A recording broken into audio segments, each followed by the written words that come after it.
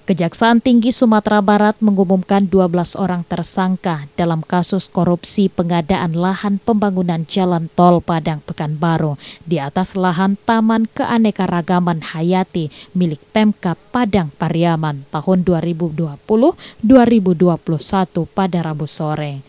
Dari 12 tersangka tersebut yang datang memenuhi panggilan sebanyak 11 orang tersangka, sedangkan satu tersangka diketahui sudah meninggal dunia berinisial BG, sehingga pihak Kejati menetapkan 11 tersangka.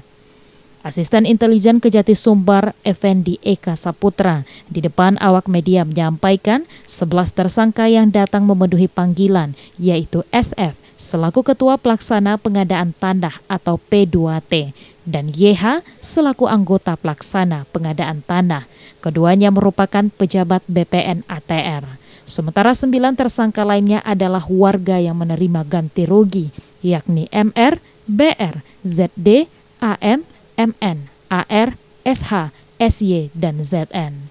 Setelah melakukan pemeriksaan terhadap para tersangka dan bukti permulaan yang cukup, maka penyidik langsung melakukan penahanan terhadap 2 orang tersangka, SF dan YH, yang merupakan berlatar belakang ASN BPN ATR di Rutan Kelas 2B Anak Air Padang.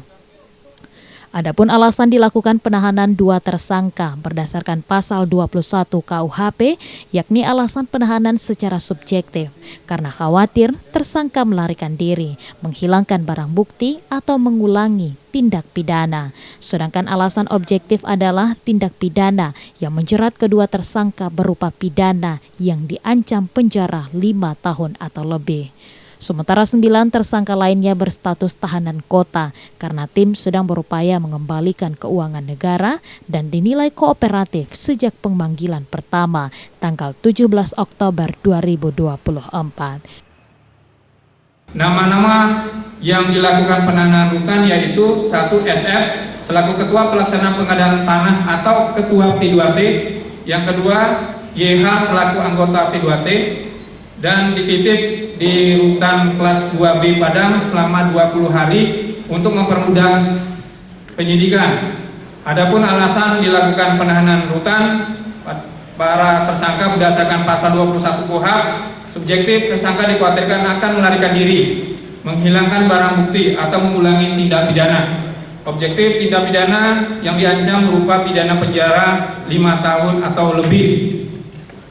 Nama-nama tersangka yang dilakukan penahanan kota dalam hal ini merupakan yang menerima ganti kerugian jalan tol di atas lahan Pemkab Pariaman, yaitu yang pertama MR, yang kedua BR, yang ketiga ZD, yang keempat AM, yang kelima MN, yang keenam AR, yang ketujuh SH, yang 8 SY, 9 ZN, dengan alasan tahanan kota karena tim penyidik mengupayakan adanya pengembalian kerugian keuangan negara dan saat ini dinilai kooperatif sejak pemanggilan pertama tanggal 17 Oktober 2024.